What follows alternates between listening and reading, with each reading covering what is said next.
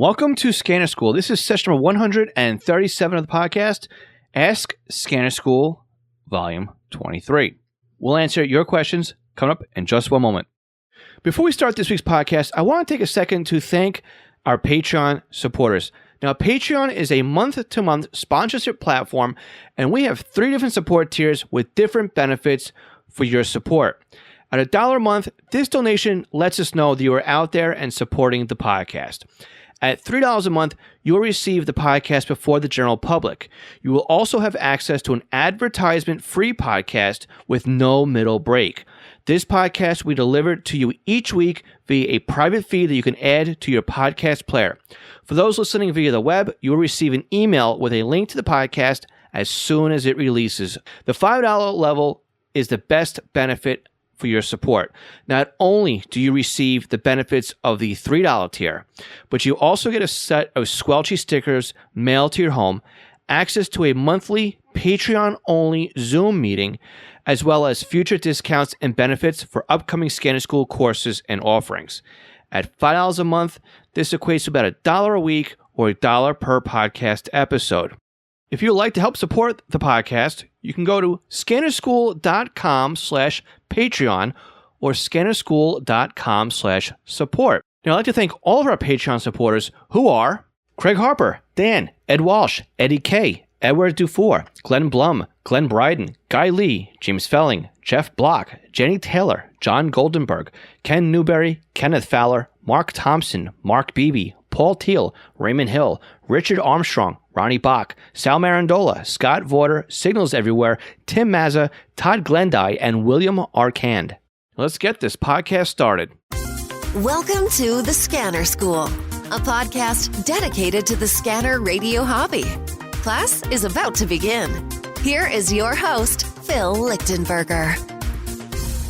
Welcome to Scanner School. My name is Phil Lichtenberger, and my amateur radio call sign is W2LIE.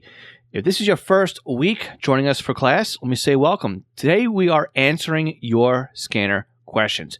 You can go to scannerschool.com/ask and submit your question. Now, again, if it's your first time here, the way that things work on this podcast as far as the ask sessions go are if you ask a question via our SpeakPipe or voicemail number, again, over at scannerschool.com/ask, I'll put you in the running for a free consulting call or tutoring session.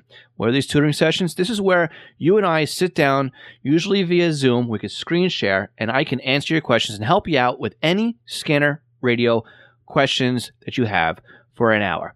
Now, if you don't want to submit your questions via SpeakPipe or our voicemail number, again, over at scannerschool.com/ask, you can still do so by emailing me or submitting the contact form on that page as well. Now, there is no kicker, basically, for submitting it that way, but again, we love to get your questions. So, again, if you'd like to even hire me just to consult you or be a mentor in a tutoring session, you can do that as well by going to scannerschool.com/tutoring. So we have a couple of questions this week. We're going to start off with a twofer. We have 2 questions that came in that are very much related, so I want to play them back to back for you and answer them together. So let's go ahead and get to our very first 2 questions. Hi, Phil. My name is Joe Curtis. Call sign is KD9CXU, Kilo Delta Niner, Charlie X-ray uniform. You had me on the podcast a little while ago, talk about rail fanning and using a scanner.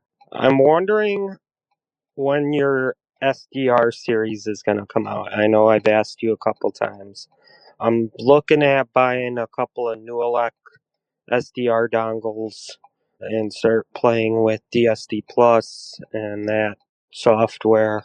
Just wondering what your thoughts are on the best dongles and what to use. I appreciate the podcast and everything you do for the hobby. I look forward to hearing your response in the Ask Scanner School podcast. Thanks. Bye. Hi, this is Andrew Wiley. I was calling to find out what you would recommend for an SDR dongle. I'm looking to use Unitrunker again on my laptop and was wondering what you would recommend, and I could use some help setting it up as well. Really enjoy your podcast. 73 KK4 SHL. All right, Joe and Andrew, thank you both for asking a question. Hope you don't mind that I answer them together because it just makes more sense to do so, being that these are very closely related. So to answer your question, Joe, first of all, about when is the SDR training session coming out? So we are moving forward on that one. I understand it's been quite a bit of a delay. I do apologize that I keep pushing this off. It's my first time actually doing a recorded training material. I'm trying to find the word I want to say here, but it's overwhelming. That's what I want to say. Just to get things set up and get things going and trying to figure things out like that. But it means, so the podcast, getting that one started too was a little overwhelming as well. So really, I got to practice the same thing here. Just hit play, hit record basically, and start going. So to kind of show you where we are in this one, everything's outlined. Everything is mapped out. All the tiers have been basically configured as far as what I'm going to offer where. And I actually completed the training material on how to set up the training in the platform that I've been paying for the last year. So we are making progress. So we've got pretty much everything squared away and lined up now. All the training is done and all the back end stuff is done. So I can now actually start sitting down and record the material. The last piece of the puzzle on that one, though, was finding the time to do so. So I'm very happy to say that right now, as I'm recording this podcast right here, again, this podcast, as I'm recording, it comes out in 2 weeks. And by the time I get it back from the editor, it basically comes out the following week. But I actually have material set up now where I can go 3 weeks out. And looking at my calendar, if I can really buckle down, I've got the whole month of August and September mapped out as far as the podcast goes. So if I can really sit down and have a nice, strong weekend of recording, that will actually free up 2 months to sit down and go through training material or create the course, and that's my goal here. So we're looking really positive to getting this done, and if I can get it done in the month of August and get it up for September, it will pretty much line up when school starts. I think it's a really awesome time to launch a course, and that's basically where I'm going with this one. I know earlier I said May, then I said July, and now I'm saying September. But I do have milestones in my business, and this is one I keep missing, so I do apologize for that one. But it is coming. It's definitely coming. And I think what we'll do, too, to really make it a good launch is we'll make sure that we do some live sessions as well to kind of bring some people through it live as well. So with that said, to answer your question, and also now, Andrew, with your question as well, is what dongle should you buy? I'm a fan of these Nuelec dongles. They're very cheap. They're very well made. They perform very well. It's a good gateway into buying some more expensive SDRs. And unless you really need the more expensive stuff, you need HF or you need longer or bigger footprints or bandwidths on your reception, these SDR dongles by Nuelec are really good quality for the money. It's really the big SDR that I am buying personally is what I'm buying. I mean, I have an AirSpy that I haven't used, but primarily for the price point, the $30 to $35, they come with the antennas, they come with the coax cable. All you really got to do is plug it into your computer and download the drivers. And even there's a card that comes with the dongles that guides you through how to install the drivers and get the SDRs basically operational. So I think it's a great product. And again, I can't recommend them enough. Now, I do have an affiliate, full disclosure, on these dongles. So if you go to scannerschool.com/NooElec, that's NOO, November Oscar Oscar, ELEC, Echo Lima Echo Charlie. Nuelec. It's not NEW. It's NOO, like a cow goes moo. Okay, and that's the hardware I would recommend. Now, again, it's the dongle and it's also the antennas, 2 antennas, a magnet base, and also the antennas have the coax that goes with it. So it's a great kit. It's like $30-$35, gets you started, and it's enough definitely to run anything in the VHF, UHF range. So I use mine on DSD Plus.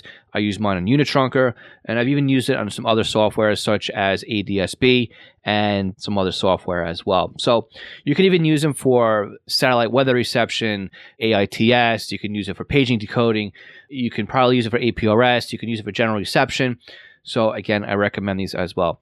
Andrew, to answer your question about Unitrunker version 2 is still in development stage.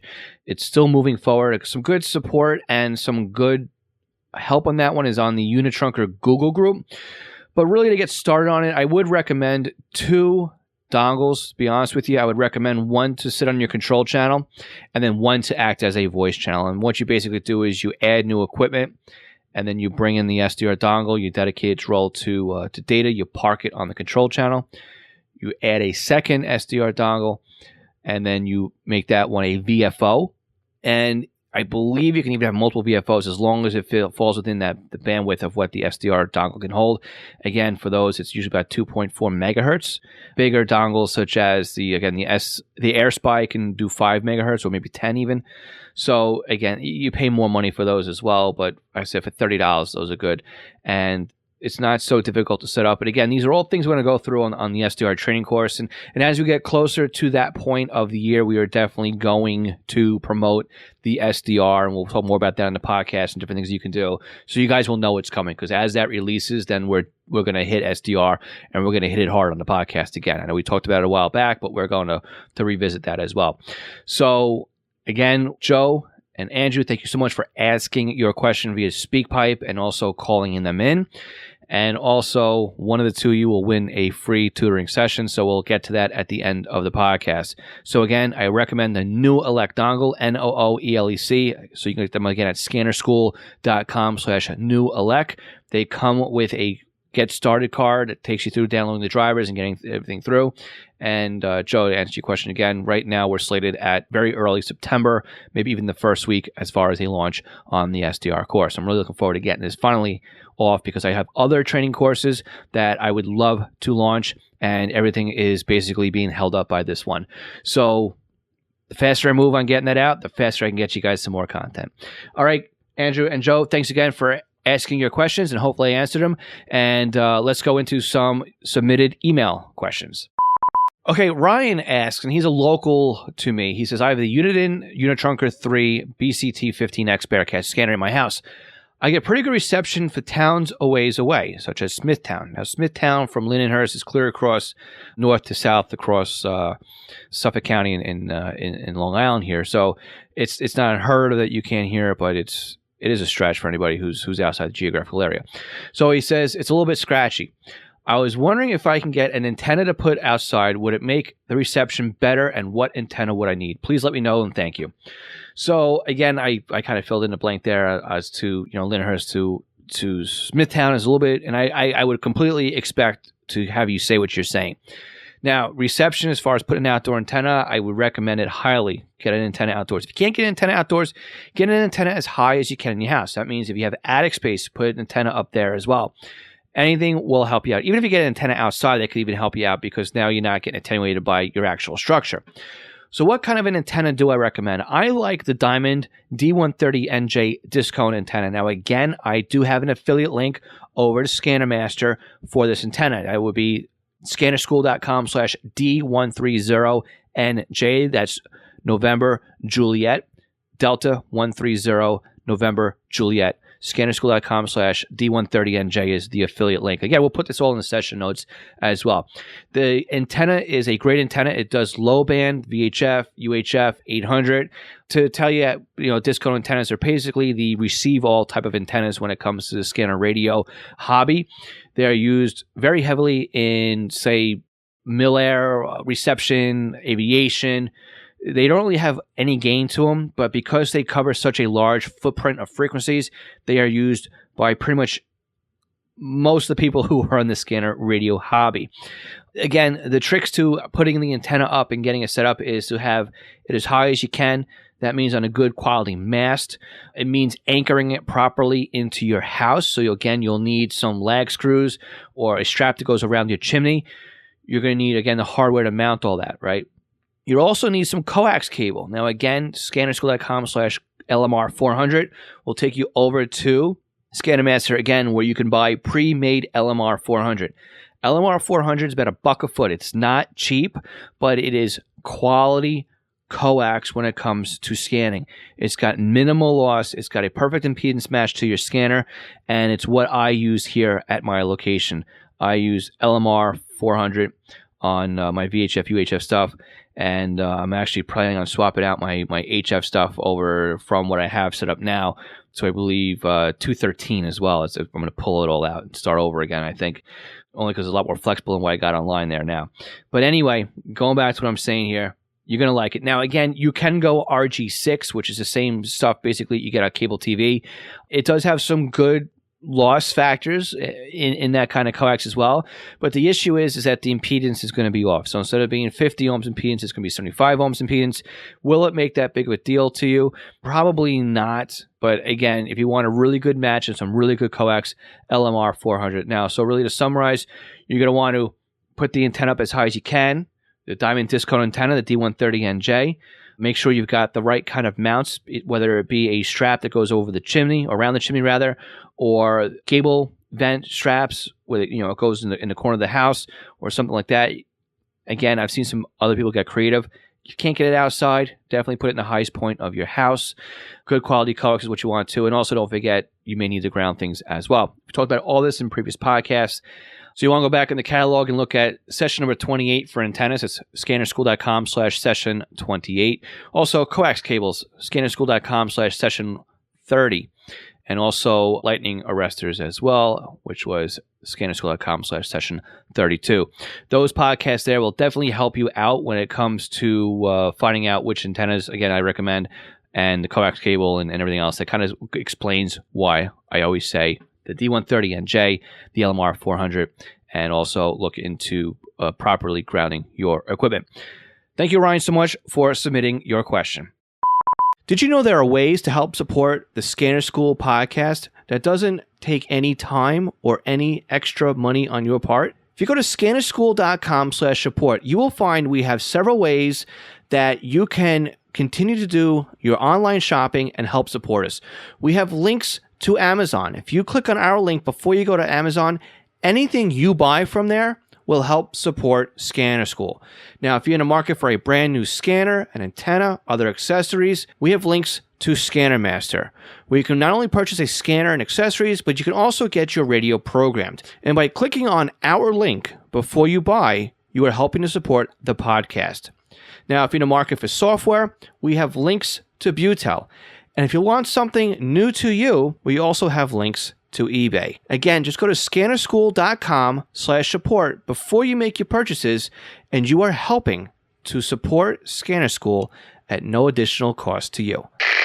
This session of Scanner School is sponsored by East Coast Pagers. Now, East Coast Pagers is one of my online companies, and we are a Unication, Apollo, and Swiss phone dealers serving the North American market. Now, if you're looking for a personal use pager or one for your department, we can get you a quote at the very best prices. So why does a company like East Coast Pagers support Scanner School? I think that every scanner radio user should at least put one pager in their collection of radios. The reason why is very simple. It frees up your scanner to just do scanning, and then you have one radio that's dedicated to your local fire activity. Now, with a pager, you can have voice storage. You can do tone outs. You can keep it silent. You can go back the next day and listen to what you've missed overnight. It's more than you can do with an out-of-the-box scanner. And with today's pagers having multiple frequencies and even having multiple channels in a scan list, like the Unication G1 can do 8 channels in a scan list. It has 64 memory channels, and out of the box, it comes with 11 minutes of stored voice and a desktop charger. The G2s to G5s, they do P25 Phase 1 and Phase 2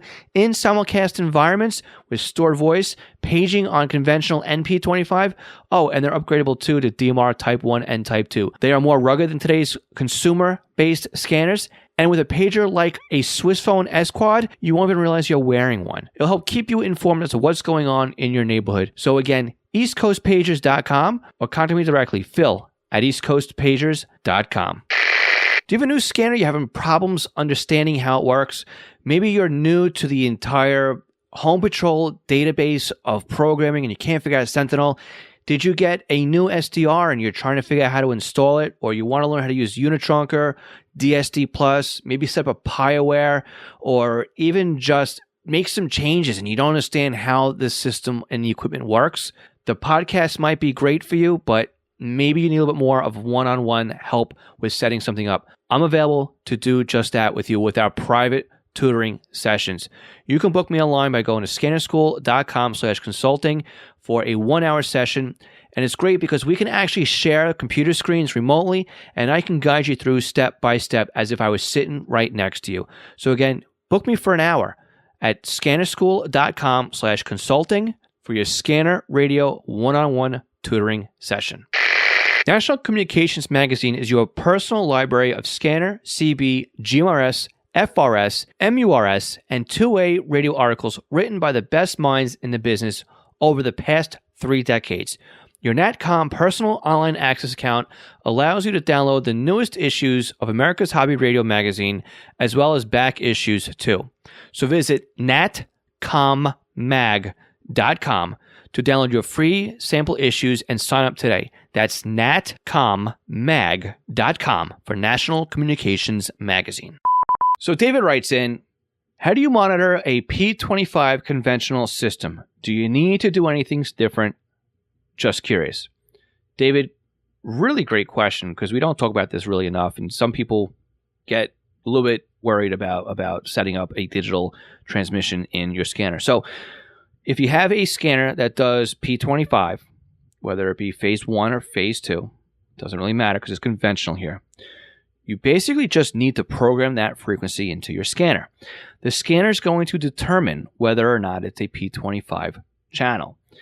Now, if I were you, and if you have the ability in your scanner, I would tell the scanner that it's a digital transmission. This way, at least it goes into digital faster. Now, you may also have a NAC code to add too. You can add that as well. But for the general purpose of programming your scanner, the scanner will just take the frequency, and that's all you need at a bare minimum to program a P25 conventional frequency into your scanner. Very simple. Again, optionally, tell the scanner that it is P25 by setting it to digital. And if you have one, add a NAC as well. Thanks, David, again, for asking your question. Okay, Greg asks, hey, Phil, I have a question. In reference to session 118, Building a Dispatch Center, maybe it's more of a philosophical one. By the way, good show and interview, as always. The session was talking about the T-band and tower locations, amongst other things. One of the topics was a lack of allocation of spectrum for local fire departments and other local services.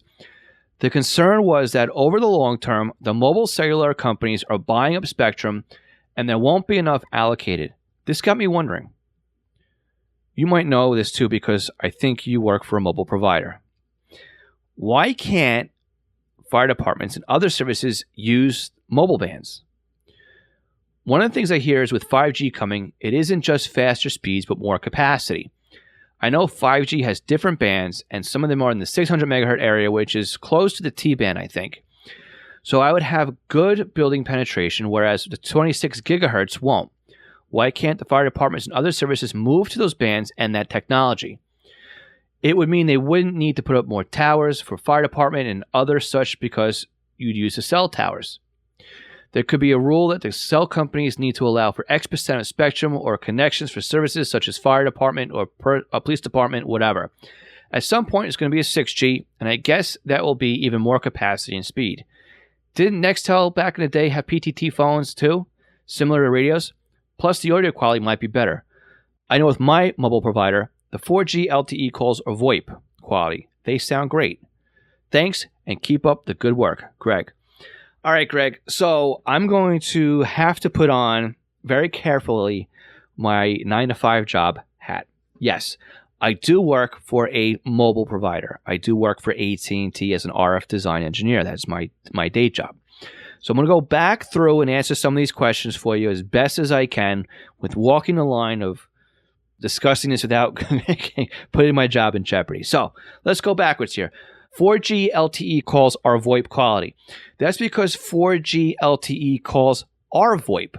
There's no voice on LTE. LTE is strictly data. Okay? So when you're making a phone call on 4G, you're actually just making a VoIP call that is then sent through switching and comes out the other side and reconnects in with the standard cellular setup. Originally, what happened too, we had this HD voice that rolled out, and that was only internal. I think from AT&T to AT&T, and also I think Verizon did the same thing.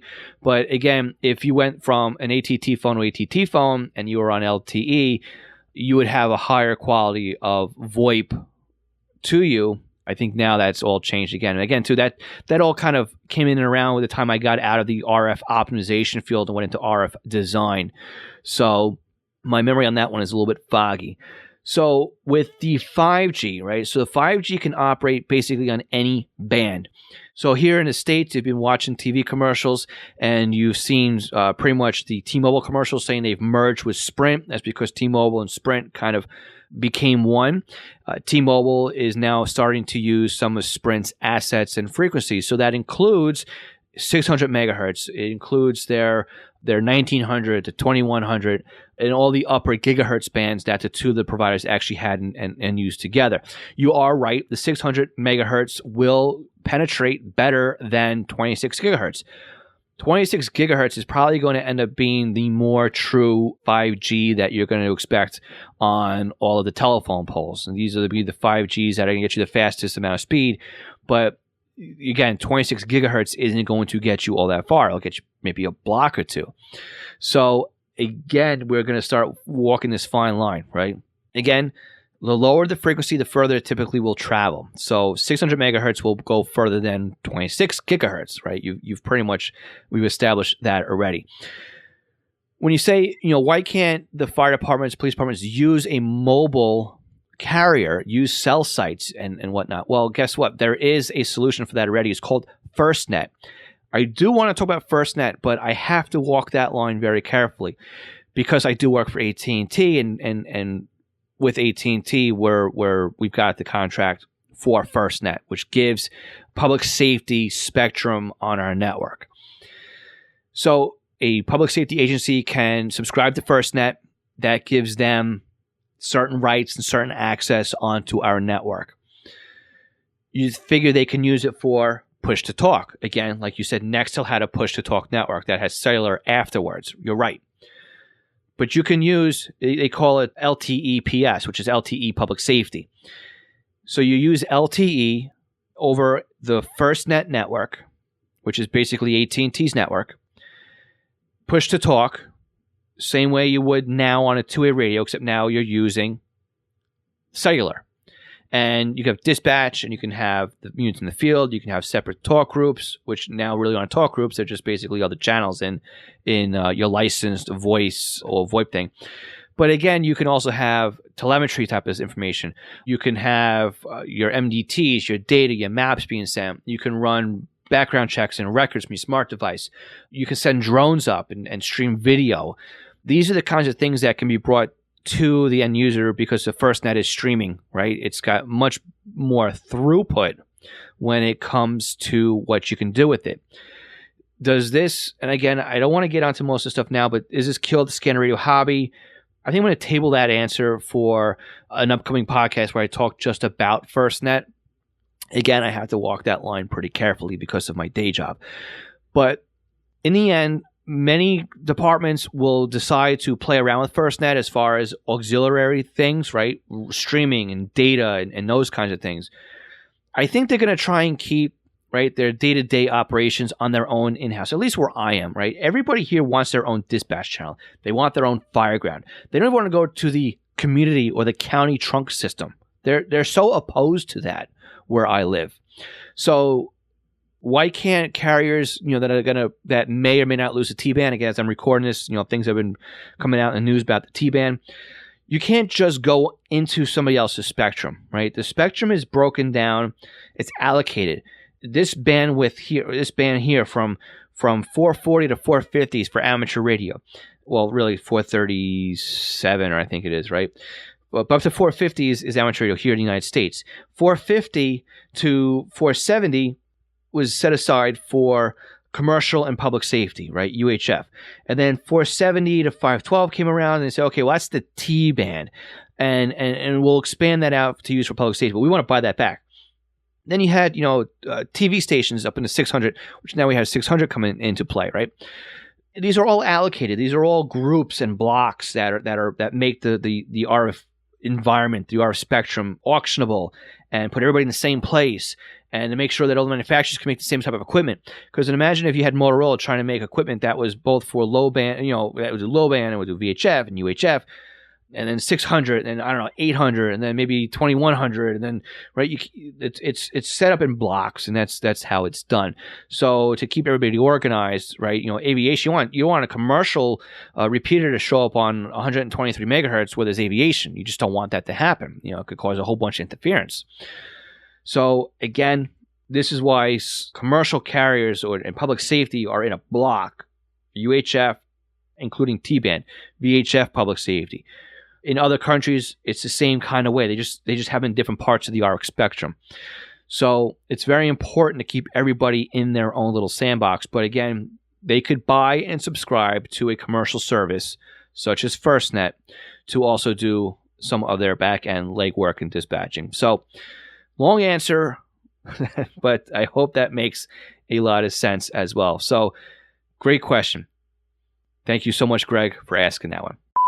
All right, so it's come to be that time of the podcast where we pick a winner. And again, normally what I do is I set up a Google Sheet. I put anybody who has asked a question via SpeakPipe or our voicemail number. Again, you can find them both at scannerschool.com/ask. And we'll put you in a running. So basically, I put 1 and 2 in this instance. I put Joe, and then I put Andrew right below it. And I'm going to hit the random formula and see if it gives me a 1 or a 2. And with that, I get a 2.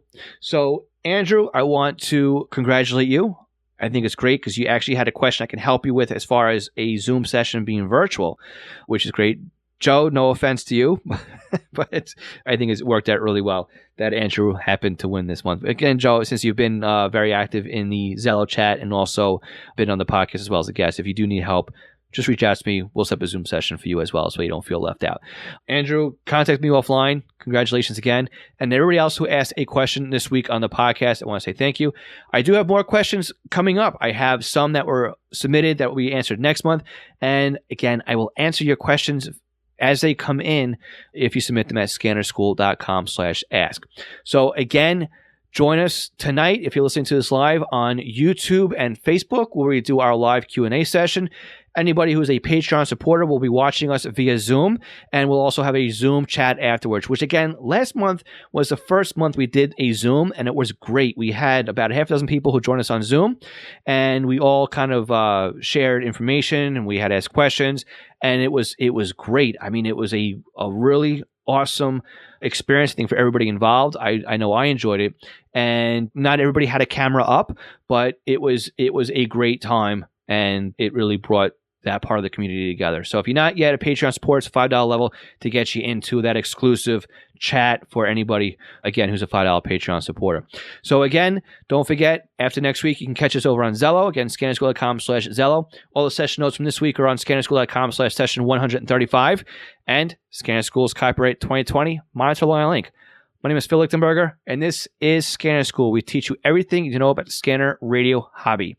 We'll catch you all again next week. We have a awesome interview lined up for the next 2 weeks. You do not want to miss them. Make sure you hit subscribe now so they're delivered 73 for 1.